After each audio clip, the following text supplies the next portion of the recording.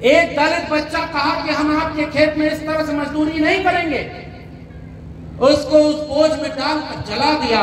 बताओ ये कोई विदेशी करके गया क्या?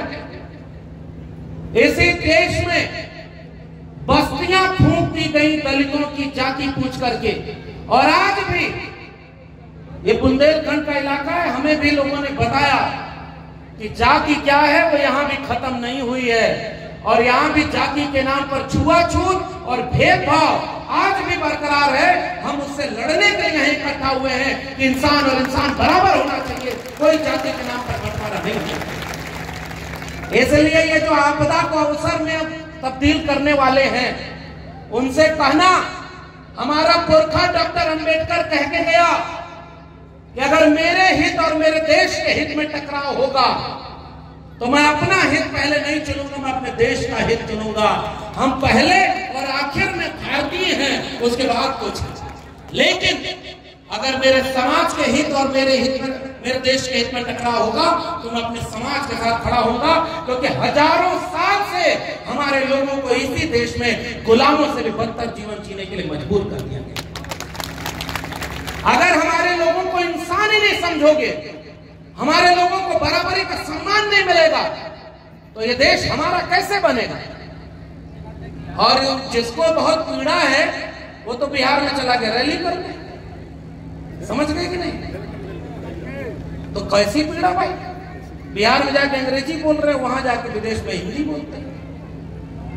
इस तरह से नहीं लड़ाई लड़ी जाती अन्याय और जुल्म के खिलाफ, ईमानदारी से लड़ाई लड़ी जाती है। हम ईमानदारी से इस देश को अच्छा देश बनाने के लिए, इस देश को सबका देश बनाने के लिए, इस देश में बाबा साहब डॉक्टर अंबेडकर के संविधान को अपने हाथ में लेकर के अंतिम हद तक लड़ेंगे कि जाति के नाम पर न कोई बड़ा होगा और जाति के नाम पर न कोई छोटा होगा, सब बराबर होंगे। बाबा साहब के संविधान के नाम पर अपनी लड़ाई बनाएंगे।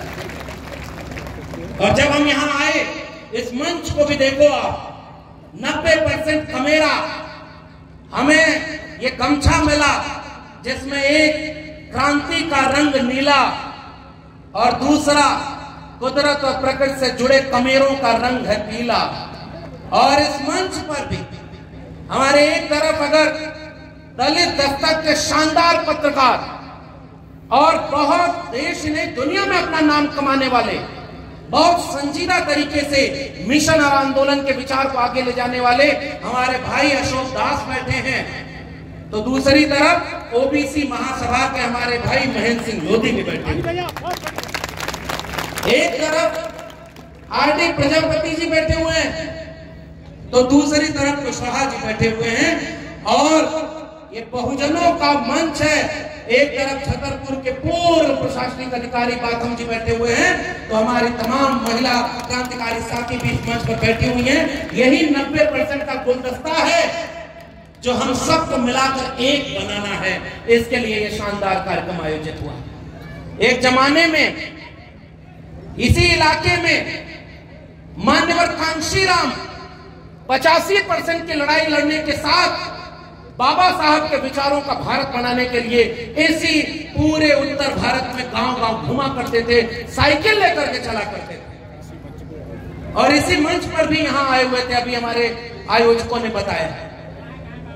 ये सुन करके ऐसा लगता है कि ये जिम्मेदारी कितनी बढ़ जाती है। जिस मिट्टी को हमारे पुरखों ने अपने कुर्बानी से सींचा, हमारी पीढ़ी के नौजवानों, याद रखना, केवल नारा लगाना और केवल भीड़ का हिस्सा बनना नहीं है। जो कारवां हमारे पुरखों ने अपनी कुर्बानी से यहां तक पहुंचाया है, उसे आगे ले जाना हमारी जिम्मेदारी है। इसका संकल्प लेने के लिए यहां पर इकट्ठा होना। बाबा साहब डॉक्टर अंबेडकर ने बहुत पहले कहा कि बहुत मुश्किल से यह कारवां यहां तक लाया, इसे आगे ले जाना, और आगे न ले जा पाओ तो वहीं छोड़ देना, पीछे मत जाने देना। छतरपुर के लोगों, जिम्मेदारी से हाथ उठाकर बताओ कि बाबा साहब का कारवां आगे जा रहा है या पीछे जा रहा है? बताओ, जोर से बताओ। ज्यादा लोग आगे वाले हैं क्या?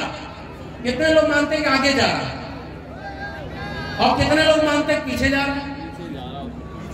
अब मैं अगर कहूं कि आगे जाने का मतलब आपका क्या है, कहां आगे गया बताओ? अमेरिका गया कि लंदन गया कि जापान चला गया, कहां है? क्योंकि इस देश में तो आपकी कहीं सरकार नहीं है। कहां आगे गया? सुप्रीम कोर्ट में आप अपना जज बना लेंगे क्या? आप इस देश के विश्वविद्यालयों में 90% SC/ST OBC के वाइस चांसलर बना लेंगे क्या? जिसकी जितनी संख्या भारी उसकी उतनी हिस्सेदारी, यानी 100 में 90। हमारे पुरखों का नारा था कि 100 में 90 शोषित हैं, शोषितों ने ललकारा है, धन धरती और राजपाट में 90 भाग हमारा है। तो बताओ धन धरती और राजपाट में 90 भाग हुआ क्या? इसका मतलब गलत समझ रहे थे कि नहीं? मीलों पीछे आपका कारवां लेके जाया जा रहा है और आपको पता ही नहीं है। आपका न सरकार कहीं है। और छतरपुर यहां आबादी 90% किसकी है? जरा बताना जोर से। आपके इलाके में 90% आबादी किसकी है? हमारी है। और यहां का सांसद कौन? यहां का नेता कौन? अब समझदार को इशारा काफी। कारवां आगे बढ़ने का मतलब होता है 100 में 90 अगर हमारी जनसंख्या है तो 100 में 90 सुप्रीम कोर्ट का जज SC/ST OBC होना चाहिए। बताओ है क्या? जोर से बताओ आप, है क्या? अरे 100 में 90 छोड़ो, 100 में 10% जज भी आपका नहीं है। ये कारवां आगे गया कि पीछे गया? आपके देश के विश्वविद्यालयों में 596 कुलपति थे, 6 शेड्यूल कास्ट, 6 शेड्यूल ट्राइब और 36 OBC, 550 कुलपति केवल 10% आबादी के हैं। बताओ कारवां आगे गया कि पीछे? इस देश में आज तक 1% लोगों के पास 40.5% संपत्ति का कब्जा है। 3% संपत्ति पर 50% लोग गुजारा कर रहे हैं। और अगर ऐसा औसत निकाल दो तो आसान भाषा में छतरपुर के लोगों समझना, 100 रोटी और 100 खाने वाले हैं, और 100 रोटी और 100 खाने वालों में 10 रोटी 90 लोग खा रहे हैं और 90 रोटी 10 आदमी खा रहा है। बताओ ये सबका भारत बना क्या? क्या ऐसा ही भारत बनाने का सपना बाबा साहब अम्बेडकर ने देखा था? जोर से बोलो। इतना गैर बराबरी वाला भारत बनाने का सपना देखा था कि अब ये इसका मतलब कि आज आपके पुरखों का सपना कहां पूरा हो रहा? ज्योतिबा फूले पर फिल्म बनी और फिल्म में दिखाया गया कि सावित्रीबाई फूले और ज्योतिबा फूले जब स्कूल में पढ़ाने जाया करते थे, पत्थर मारा, गोबर मारा, मैला फेंका और 2 साड़ी लेकर के जाना पड़ता था। 2025 में जब वो फिल्म बनी तो सेंसर बोर्ड उस पर कैंची चला दिया कि ये वाला सीन नहीं दिखाओ, नहीं तो हमारी भावना आहत हो जाएगी, और उस पर सेंसर बोर्ड की कैंची लग गई। बताओ फिल्म रुक गई कि नहीं? जो फिल्म 11 अप्रैल को रिलीज होनी थी वो फिल्म अब 25 अप्रैल को रिलीज हो रही है। ये बाबा साहब के सपनों का भारत है। फूले के मानने वाले अपने पुरखों का इतिहास में नहीं बचा पाए तो किस बात का एकजुटता? इसलिए मैं आज आपको कहने आया हूं, हमारी लड़ाई उनसे नहीं है जो छतरपुर के इलाके में पर्ची बना करके पूरे देश को हिंदू राष्ट्र बनाने की दिशा में ऐसे पाखंडी लोगों से इस देश के संविधान को खतरा है। ये बात हम डंके की चोट पर कह के जाना चाहते हैं। ये देश बाबा साहब के संविधान से चलेगा और किसी चीज से ये देश कभी नहीं चलेगा।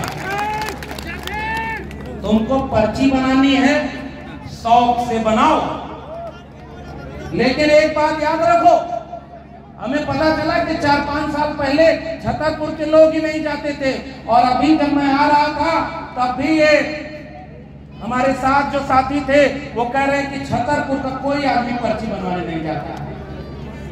नहीं जाता? जाता है क्या? कोई नहीं जाता। यहाँ का आदमी सब जानता है, और वहां दूर दूर से अब पर्ची बनाते बनाते नारा क्या लगाया गया? जात पात की करो विदाई और हम सब हिंदू भाई भाई। ये नारा लगाया। चलो हम भी जात पात की विदाई करना चाहते हैं।